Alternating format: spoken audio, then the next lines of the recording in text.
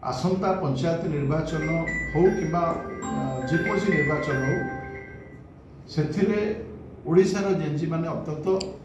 निश्चित भाव में ओडिशा सरकार सहित रे डबल इंजिन सरकार सहित रे सन्देह ना देखो ए तो आप देखिए ओयूटी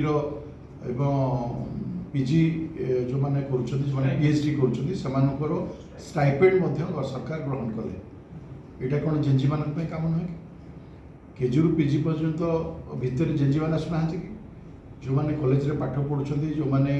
गरीबर छात्र छात्री जो मानकर पितामाता पाठ पढ़ार असमर्थ से राज्य सरकार संपूर्ण सहायता करेंगे यहाँ कौन जेनजी मान कम आसुना कि